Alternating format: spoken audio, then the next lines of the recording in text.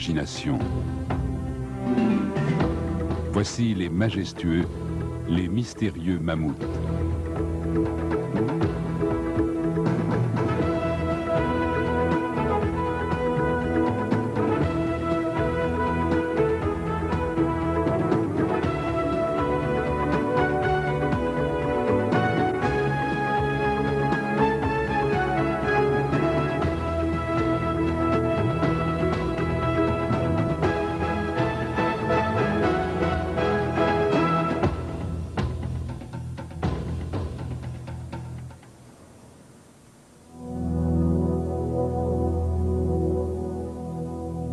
Dans le Dakota du Sud, la vie palpite de colline en colline. Lièvres, coyotes, antilopes et bisons.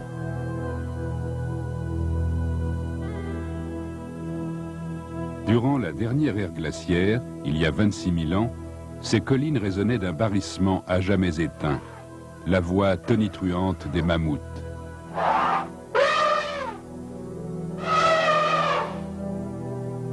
De leur vivant, aucun animal ne pouvait rivaliser avec les mammouths, ni en taille, ni en majesté.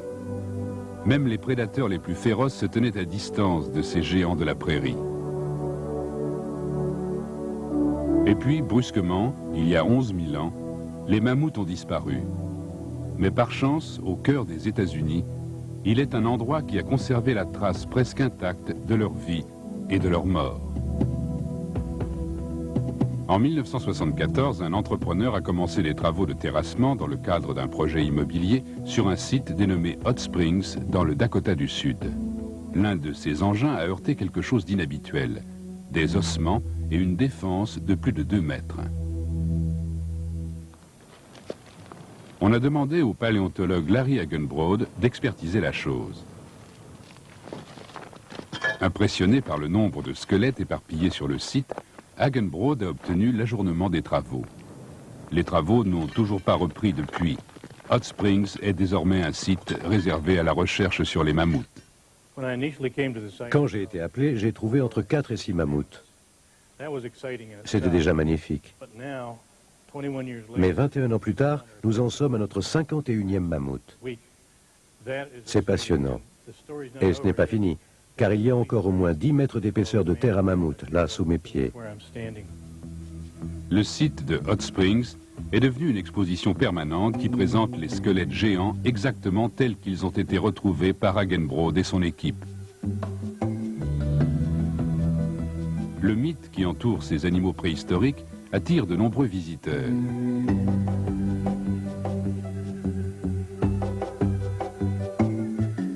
C'est la plus grande collection de mammouths colombiens. Ce mammouth est spécifique de l'Amérique du Nord.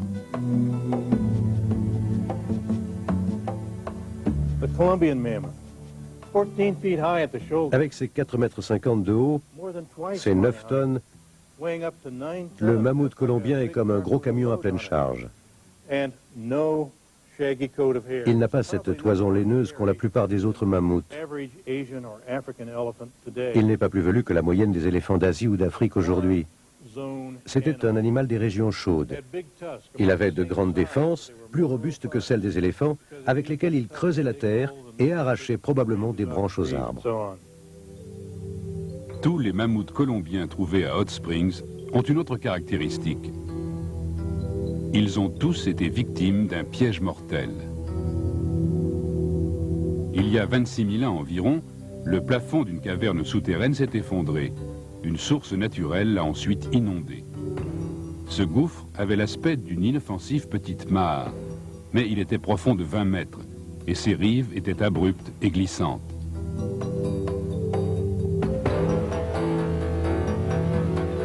Avec le temps, les hautes herbes ont dissimulé ces dangers à la méfiance de certains mammouths qui se sont jetés dans la gueule du loup. Les uns ont dû plonger inconsidérément, les autres ont dérapé malgré eux depuis la rive. Dans les deux cas, rien n'a pu les sauver. Faute de parvenir à remonter à pied sec, certains se sont noyés. D'autres sont morts de faim au milieu du piège. Les squelettes de ces colosses ont traversé le temps, dans l'attitude même de leur lente agonie. Selon Larry Hagenbrod, chaque victime a droit à un nom, et chacun raconte une histoire.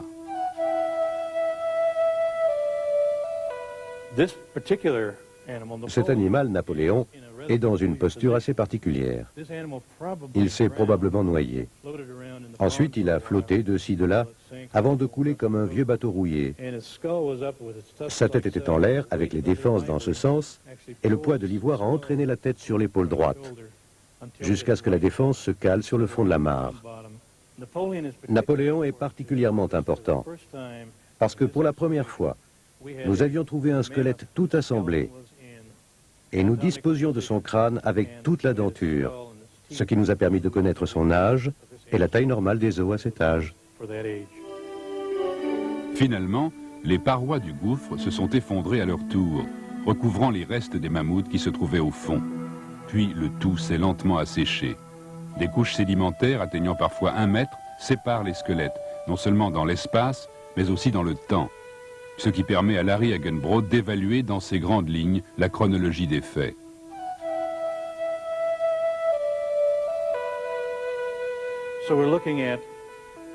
Au moins 100 mammouths sont morts ici sur une période de 700 à 750 ans. En moyenne, un tous les 10 ans. Ou 2, si jamais un autre se noyait aussi en essayant de lui venir en aide.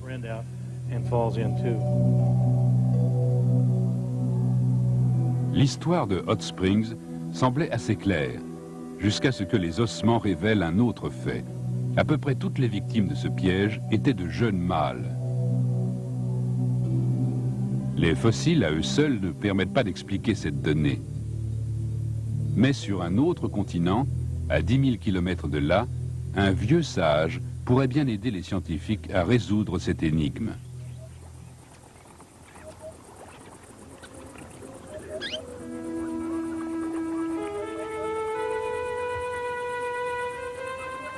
Les mammouths ont disparu de la planète, mais il nous reste un de leurs proches parents. La ressemblance saisissante entre le mammouth et l'éléphant provient d'une étroite parenté.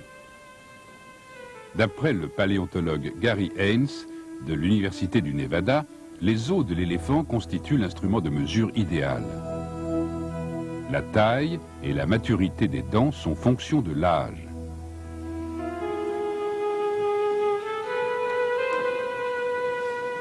La forme du bassin permet de savoir s'il s'agit d'un mâle ou d'une femelle. Haynes applique ces critères aux fossiles de mammouth. De cette manière, il peut rassembler des statistiques capitales sur l'existence d'un animal mort depuis des milliers d'années. Mais ces détails ne peuvent pas à eux seuls ramener un vieux tas d'os à la vie. Pour étudier les mammouths, nous n'avons à notre disposition que leurs os et leurs dents. Mais nous sommes grandement aidés par l'observation de leurs proches parents, l'éléphant d'Afrique et l'éléphant d'Asie. Nous pouvons étudier leur comportement social qui, me semble-t-il, en dit long sur celui des mammouths.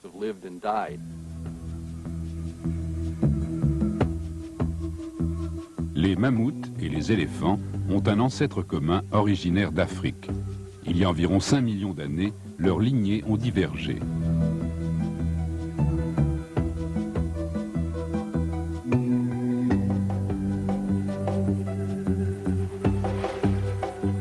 Cet héritage commun signifie que les éléphants sont un vivant reflet de leurs cousins depuis longtemps disparus.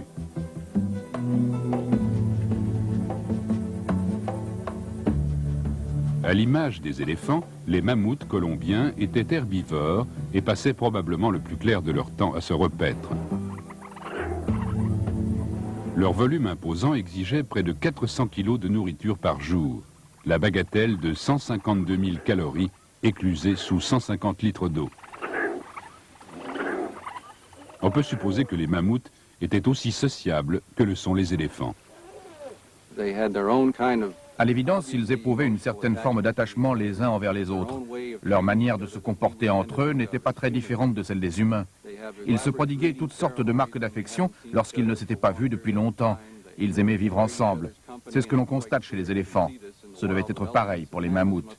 Ils s'enseignaient mutuellement des connaissances complexes sur l'environnement et sur les moyens d'y survivre.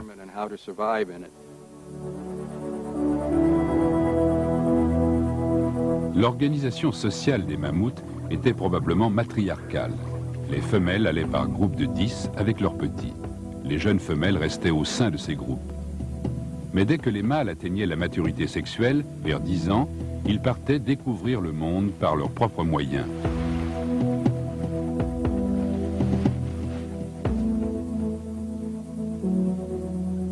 Libérés des contraintes familiales, ces adolescents mâles étaient aventureux, mais inexpérimentés. Ils étaient donc des proies faciles pour un piège naturel tel que celui de Hot Springs. Seul un jeune mâle pouvait se précipiter aussi imprudemment vers la surface miroitante et trompeuse du gouffre. Dans un troupeau, les jeunes auraient probablement été rappelés à l'ordre par la vigilance des femelles. Mais des jeunes mâles livrés à eux-mêmes étaient enclins à jouer avec le feu en toutes circonstances. Et dans le cas de cette mare, tant va la cruche à l'eau qu'à la fin, elle se noie.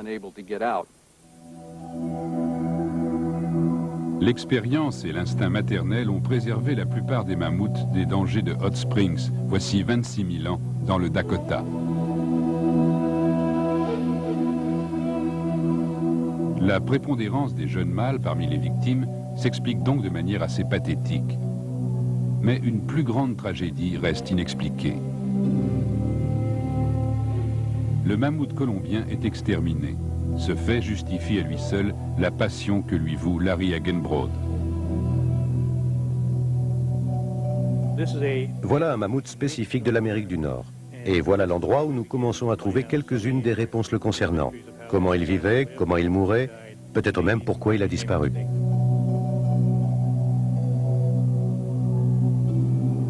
Hagenbrood s'est fixé pour but de découvrir pourquoi les mammouths se sont soudain éteints voici 11 000 ans. Sa quête va le conduire en un endroit peu banal, une île perdue et désolée où l'évolution a pris un virage surprenant.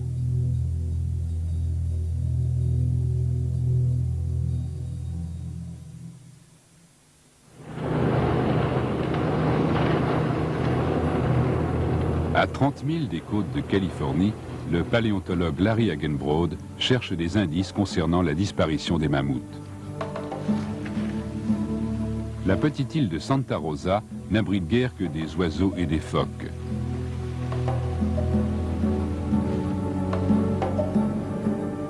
Mais en 1994, une équipe de géologues est tombée sur des ossements de grande taille disséminés le long du rivage.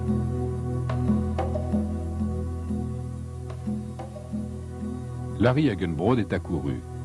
Il identifia ces ossements comme étant le squelette de mammouth nain le plus complet jamais trouvé.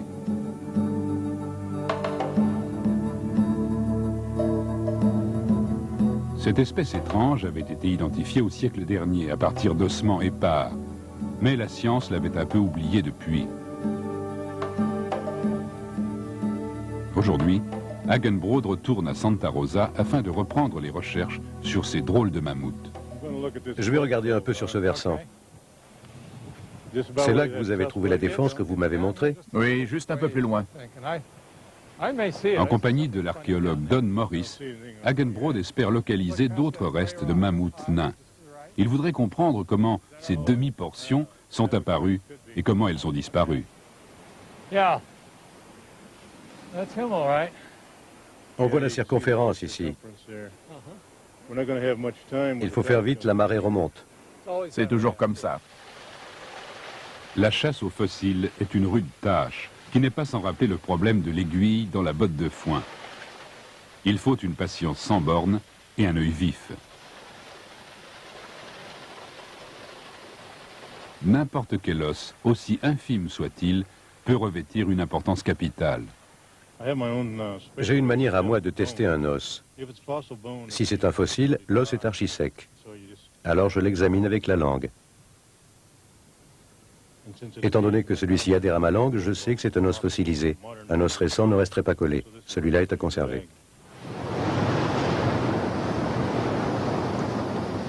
En début de saison, Don Morris avait repéré des inclusions blanches dans le sédiment de ce versant pentu. À y regarder de plus près, ces inclusions se sont avérées être un trésor. Ici, nous avons une défense. Sans aucun doute, celle d'un mammouth nain. On va essayer de mieux la dégager afin de voir dans quel état elle se trouve et quelle est sa longueur. Si elle est courte, ce ne sera pas trop difficile. Les mammouths nains ressemblaient aux mammouths colombiens sur presque tous les points, hormis la taille. Ils ne mesuraient pas plus d'1,80 m, soit moitié moins que les autres. Leur poids approximatif n'excédait pas 1 tonne, une paille comparée aux 10 tonnes des mammouths les plus courants.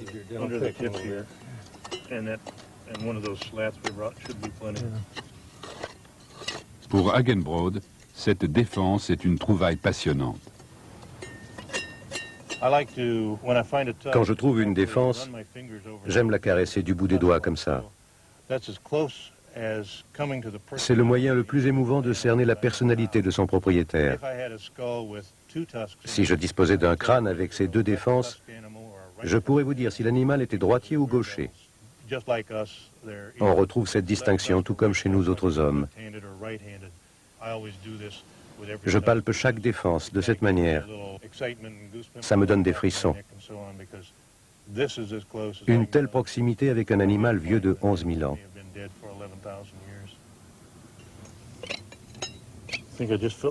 Patiemment, Hagenbrod reconstitue les origines mystérieuses du mammouth nain.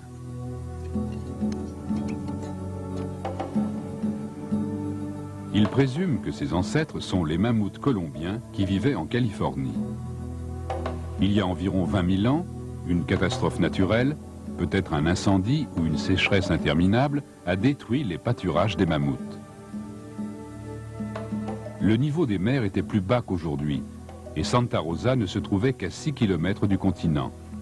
Les brises marines apportaient avec elles les senteurs de la végétation de l'île. Ce fut un supplice de Tantale pour les mammouths affamés. Ils n'eurent qu'à choisir entre nager ou mourir de faim. La traversée qu'ils ont faite il y a 20 000 ans a dû être plutôt traumatisante pour les mammouths. Le stress de la famine les a poussés à prendre la mer. Et les voilà gros comme des sous-marins nucléaires avec leur trompe en guise de périscope. À dire vrai, cette trompe leur servait de boussole. Enfin, elle leur servait à s'orienter vers les senteurs qui les attiraient. Et même sans voir l'îlot, ils ont ainsi pu nager jusqu'à lui. Les mammouths ont posé le pied sur une île que nous aurions peine à reconnaître aujourd'hui. Il y a 20 000 ans, Santa Rosa était recouverte de hautes herbes et d'arbres nombreux. Pour des mammouths, c'était le paradis. En peu de temps, tout souvenir du continent fut effacé. C'est alors que le monde commença à changer. Vers moins 11 000 ans, l'ère glaciaire toucha à sa fin. Les calottes polaires commencèrent à fondre, le niveau des mers commença à s'élever. Inexorablement, 70% de la surface de l'île fut submergée, réduisant Santa Rosa à sa taille actuelle.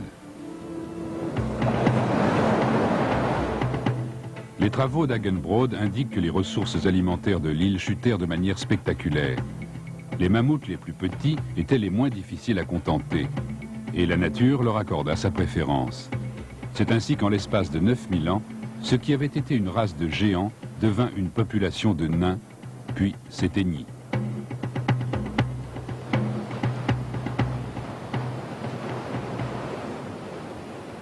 Mais les mammouths miniatures ne sont pas une spécialité de Santa Rosa. Au large de la Sibérie, les paléontologues ont trouvé des mammouths similaires sur l'île de Wrangel.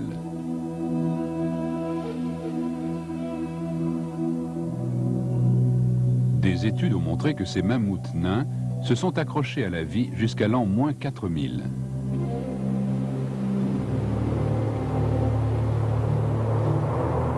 Mais sur le reste du globe, les mammouths continentaux disparurent bien plus tôt. Au fur et à mesure que le climat se réchauffait, les prairies se transformèrent en forêts dans le sud et en toundra dans le nord.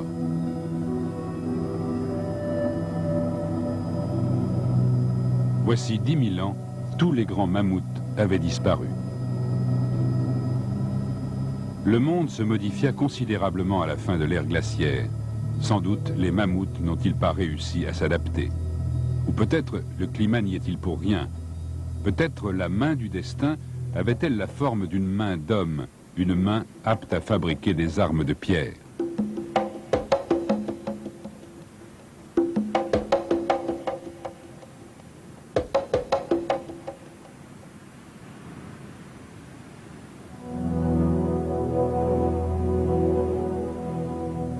Les mammouths se sont d'abord étendus à toute l'Amérique du Nord il y a un demi-million d'années.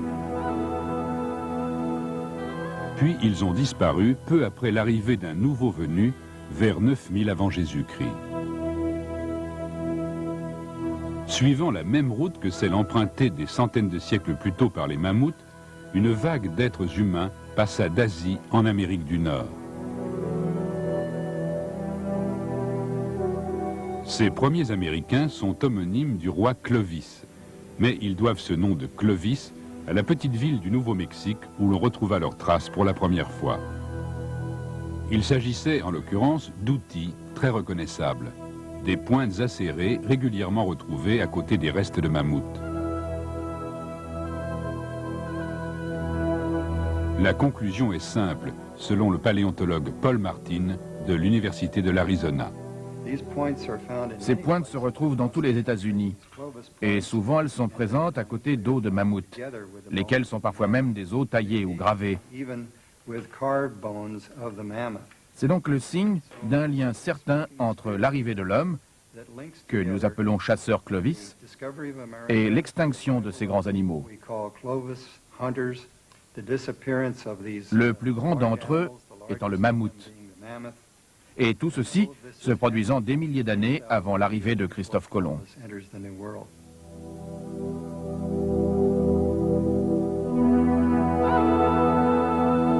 Armés de leurs seuls outils de pierre, ces petites troupes d'hommes semblent avoir représenté un danger négligeable pour des géants qui régnaient sur tout un continent.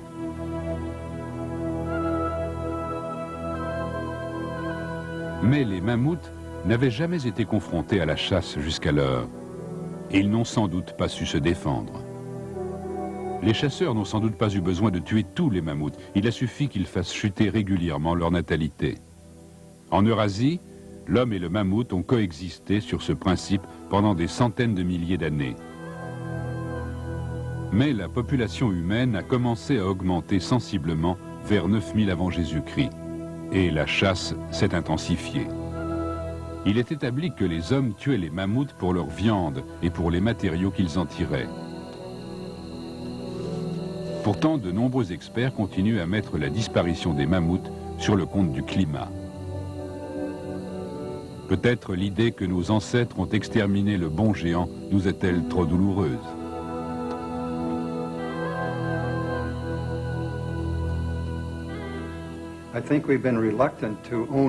Je pense que nous répugnons à admettre que les hommes préhistoriques aient pu perpétrer quelque chose d'aussi massivement destructeur que l'extermination des mammouths.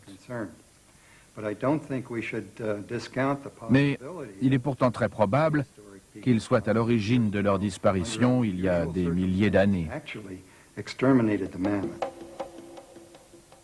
En fin de compte, il se peut que l'homme ait simplement précipité la fin inéluctable du mammouth, soumis à une modification climatique néfaste pour lui. Nous ne le saurons jamais.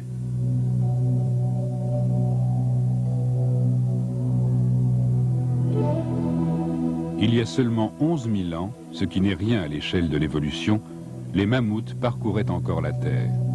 C'est peut-être cette proximité dans le temps qui désole le plus Larry Haggenbrod. C'est un animal de l'ère glaciaire avec lequel nous avons cohabité jusqu'à très récemment. Des hommes ont vécu avec des mammouths. Les dinosaures et les hommes, c'est autre chose. Ils n'ont rien partagé. Tandis que nous avons vécu avec les mammouths. Et c'est fini. Et je pense que c'est à notre détriment.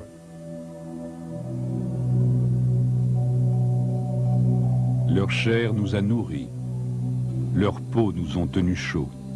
Leur gigantisme nous a inspiré des légendes. Bien qu'ils se soient arrêtés tout près du but, ils nous ont permis d'atteindre l'ère moderne. Les mammouths ont partie liée avec l'humanité. En dévoilant les mystères de leur destin, nous avons peut-être appris une leçon sur nous-mêmes.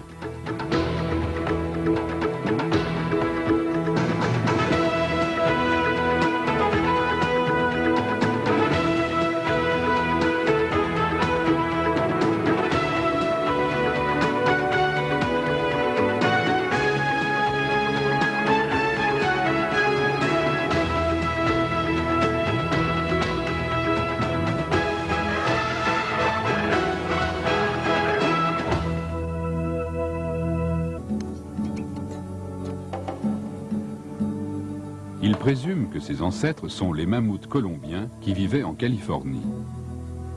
Il y a environ 20 000 ans, une catastrophe naturelle, peut-être un incendie ou une sécheresse interminable, a détruit les pâturages des mammouths.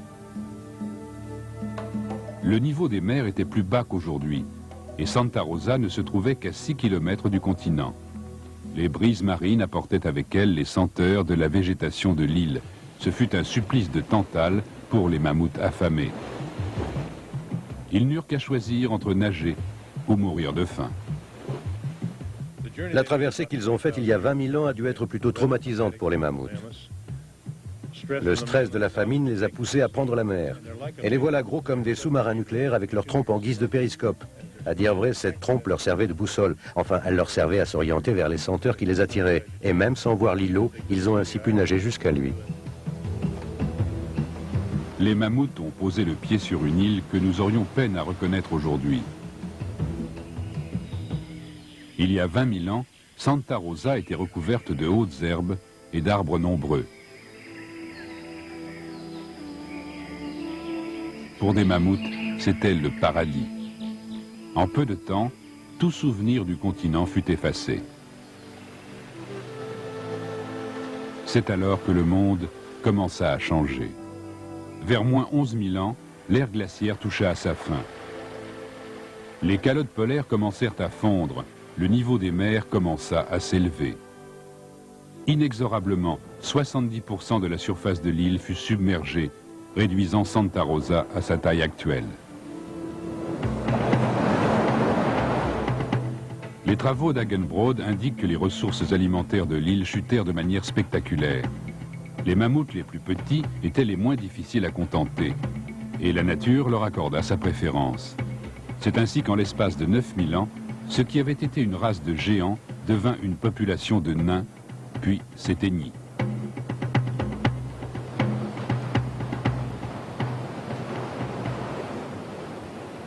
Mais les mammouths miniatures ne sont pas une spécialité de Santa Rosa. Au large de la Sibérie, les paléontologues ont trouvé des mammouths similaires sur l'île de Wrangel.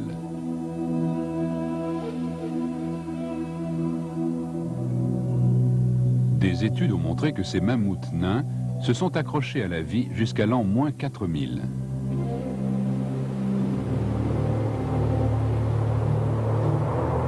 Mais sur le reste du globe, les mammouths continentaux disparurent bien plus tôt.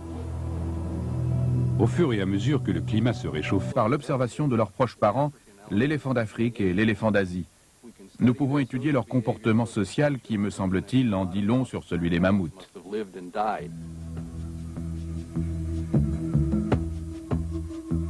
Les mammouths et les éléphants ont un ancêtre commun originaire d'Afrique. Il y a environ 5 millions d'années, leurs lignées ont divergé.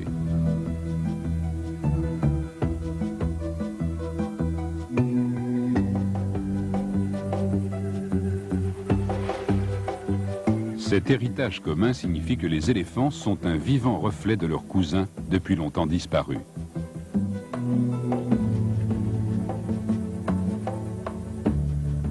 À l'image des éléphants, les mammouths colombiens étaient herbivores et passaient probablement le plus clair de leur temps à se repaître. Leur volume imposant exigeait près de 400 kg de nourriture par jour, la bagatelle de 152 000 calories éclusées sous 150 litres d'eau. On peut supposer que les mammouths étaient aussi sociables que le sont les éléphants. À l'évidence, ils éprouvaient une certaine forme d'attachement les uns envers les autres. Leur manière de se comporter entre eux n'était pas très différente de celle des humains. Ils se prodiguaient toutes sortes de marques d'affection lorsqu'ils ne s'étaient pas vus depuis longtemps. Ils aimaient vivre ensemble. C'est ce que l'on constate chez les éléphants.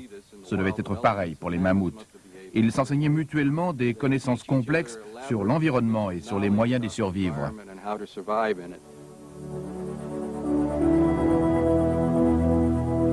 L'organisation sociale des mammouths était probablement matriarcale. Les femelles allaient par groupes de 10 avec leurs petits. Les jeunes femelles restaient au sein de ces groupes. Mais dès que les mâles atteignaient la maturité sexuelle, vers 10 ans, ils partaient découvrir le monde par leurs propres moyens.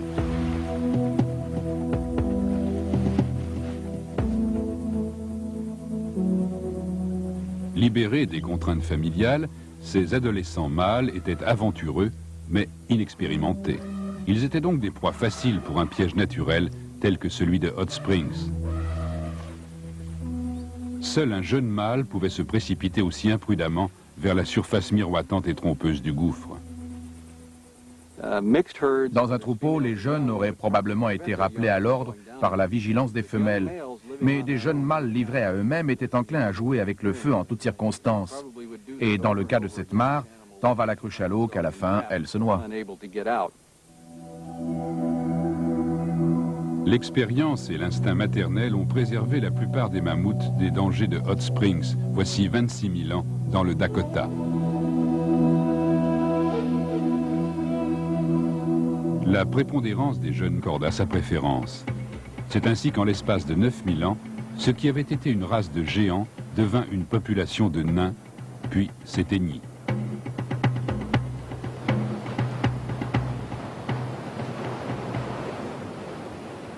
Mais les mammouths miniatures ne sont pas une spécialité de Santa Rosa.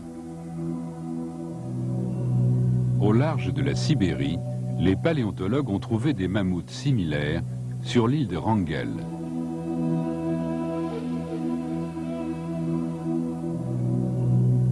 Des études ont montré que ces mammouths nains se sont accrochés à la vie jusqu'à l'an -4000.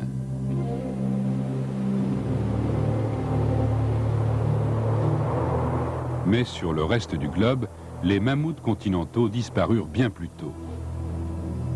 Au fur et à mesure que le climat se réchauffait, les prairies se transformèrent en forêts dans le sud et en toundra dans le nord.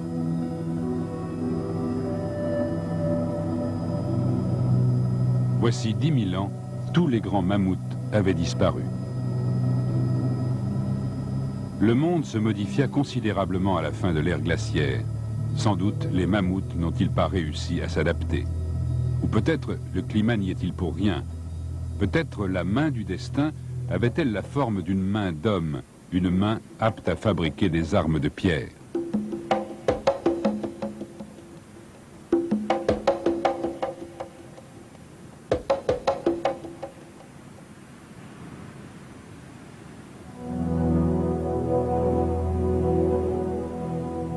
Les mammouths se sont d'abord étendus à toute l'Amérique du Nord il y a un demi-million d'années. Puis ils ont disparu peu après l'arrivée d'un nouveau venu vers 9000 avant Jésus-Christ. Suivant la même route que celle empruntée des centaines de siècles plus tôt par les mammouths, une vague d'êtres humains passa d'Asie en Amérique du Nord. Ces premiers Américains sont homonymes du roi Clovis, mais ils doivent ce nom de Clovis à la petite ville du Nouveau-Mexique où l'on retrouva leurs traces pour la première fois. Il s'agissait en l'occurrence d'outils très reconnaissables, des pointes acérées régulièrement retrouvées à côté des restes de mammouths. La conclusion est simple, selon le paléontologue Paul Martin de l'Université de l'Arizona. Ces pointes se retrouvent dans tous les États-Unis et souvent elles sont présentes à côté d'os de mammouth, lesquels sont parfois même des os taillés ou gravés. C'est donc le signe d'un lien certain entre l'arrivée de l'homme, que nous appelons chasseur idéal. La taille et la maturité des dents sont fonction de l'âge.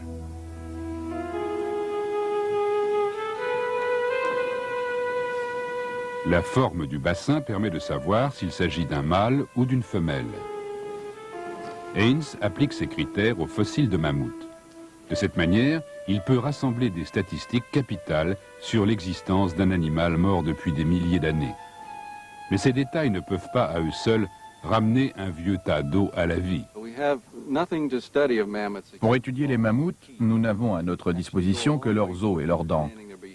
Mais nous sommes grandement aidés par l'observation de leurs proches parents, l'éléphant d'Afrique et l'éléphant d'Asie. Nous pouvons étudier leur comportement social qui, me semble-t-il, en dit long sur celui des mammouths.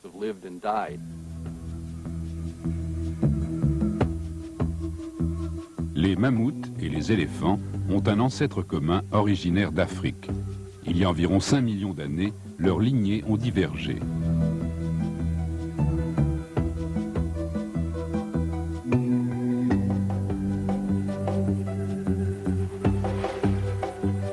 Cet héritage commun signifie que les éléphants sont un vivant reflet de leurs cousins depuis longtemps disparus.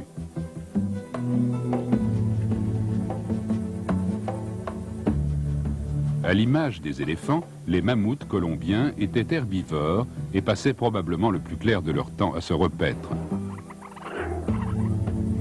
Leur volume imposant exigeait près de 400 kg de nourriture par jour, la bagatelle de 152 000 calories éclusées sous 150 litres d'eau. On peut supposer que les mammouths étaient aussi sociables que le sont les éléphants.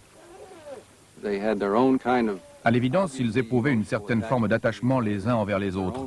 Leur manière de se comporter entre eux n'était pas très différente de celle des humains. Ils se prodiguaient toutes sortes de marques d'affection lorsqu'ils ne s'étaient pas vus depuis longtemps. Ils aimaient vivre ensemble. C'est ce que l'on constate chez les éléphants. Ce devait être pareil pour les mammouths. Ils s'enseignaient mutuellement des connaissances complexes sur l'environnement et sur les moyens d'y survivre.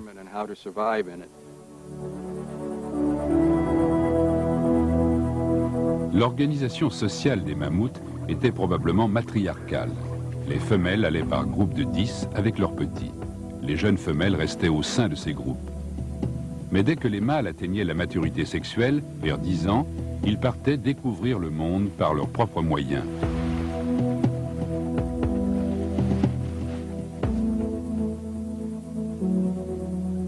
Libérés des contraintes familiales, ces adolescents mâles étaient aventureux, mais inexpérimentés. Ils étaient donc des proies faciles pour un piège naturel tel que celui de Hot Springs. Non, une catastrophe naturelle, peut-être un incendie ou une sécheresse interminable, a détruit les pâturages des mammouths. Le niveau des mers était plus bas qu'aujourd'hui, et Santa Rosa ne se trouvait qu'à 6 km du continent. Les brises marines apportaient avec elles les senteurs de la végétation de l'île. Ce fut un supplice de Tantale pour les mammouths affamés. Ils n'eurent qu'à choisir entre nager ou mourir de faim. La traversée qu'ils ont faite il y a 20 000 ans a dû être plutôt traumatisante pour les mammouths. Le stress de la famine les a poussés à prendre la mer. Et les voilà gros comme des sous-marins nucléaires avec leur trompe en guise de périscope. À dire vrai, cette trompe leur servait de boussole. Enfin, elle leur servait à s'orienter vers les senteurs qui les attiraient. Et même sans voir l'îlot, ils ont ainsi pu nager jusqu'à lui. Les mammouths ont posé le pied sur une île que nous aurions peine à reconnaître aujourd'hui. Il y a 20 000 ans, Santa Rosa était recouverte de hautes herbes et d'arbres nombreux. Pour des mammouths, c'était le paradis. En peu de temps, tout souvenir du continent fut effacé. C'est alors que le monde commença à changer. Vers moins 11 000 ans, l'ère glaciaire toucha à sa fin. Les calottes polaires commencèrent à fondre, le niveau des mers commença à s'élever. Inexorablement, 70% de la surface de l'île fut submergée, réduisant Santa Rosa à sa taille actuelle. Les travaux d'Hagenbrod indiquent que les ressources alimentaires de l'île chutèrent de manière spectaculaire. Les mammouths les plus petits étaient les moins difficiles à contenter, et la nature leur accorda sa préférence. C'est ainsi qu'en l'espace de 9000 ans, ce qui avait été une race de géants devint une population de nains, puis s'éteignit.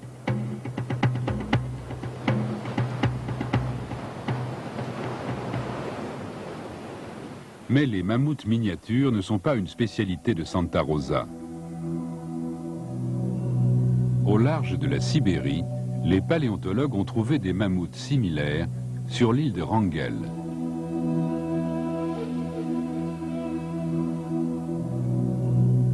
Des études ont montré que ces mammouths nains se sont accrochés à la vie jusqu'à l'an moins 4000.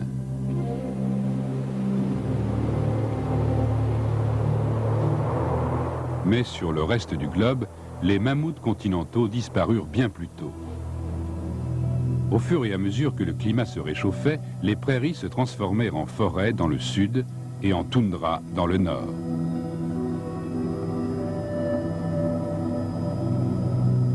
Voici 10... Voir dans quel état elle se trouve et quelle est sa longueur. Si elle est courte, ce ne sera pas trop difficile. Les mammouths nains ressemblaient aux mammouths colombiens sur presque tous les points, hormis la taille. Ils ne mesuraient pas plus d'1,80 m, soit moitié moins que les autres. Leur poids approximatif n'excédait pas 1 tonne, une paille comparée aux 10 tonnes des mammouths les plus courants.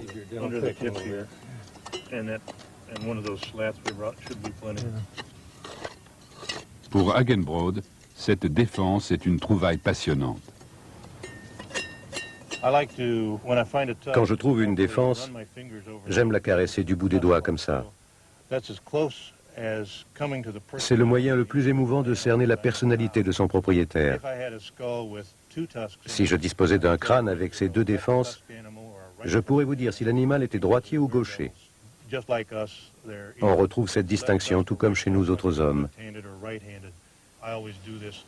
Je palpe chaque défense de cette manière. Ça me donne des frissons. Une telle proximité avec un animal vieux de 11 000 ans.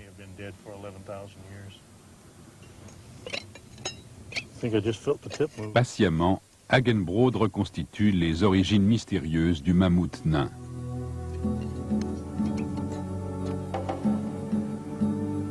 Il présume que ses ancêtres sont les mammouths colombiens qui vivaient en Californie. Il y a environ 20 000 ans, une catastrophe naturelle, peut-être un incendie ou une sécheresse interminable, a détruit les pâturages des mammouths. Le niveau des mers était plus bas qu'aujourd'hui, et Santa Rosa ne se trouvait qu'à 6 km du continent. Les brises marines apportaient avec elles les senteurs de la végétation de l'île. Ce fut un supplice de Tantale pour les mammouths affamés. Ils n'eurent qu'à choisir entre nager ou mourir de faim. La traversée qu'ils ont faite il y a 20 000 ans a dû être plutôt traumatisante pour les mammouths. Le stress de la famine les a poussés à prendre la mer. Et les voilà gros comme des sous-marins nucléaires avec leur trompe en guise de périscope. À dire vrai, cette trompe leur servait de boussole. Enfin, elle leur servait à s'orienter vers les senteurs qui les attiraient. Et même sans voir l'îlot, ils ont ainsi pu nager jusqu'à lui. Les mammouths ont posé le pied sur une île que nous aurions peine à reconnaître aujourd'hui. Il y a 20 000 ans, Santa Rosa était recouverte de hautes herbes et d'arbres nombreux. Pour des mammouths, c'était le paradis. En peu de temps, tout souvenir du continent fut effacé. C'est alors que le monde commença à changer.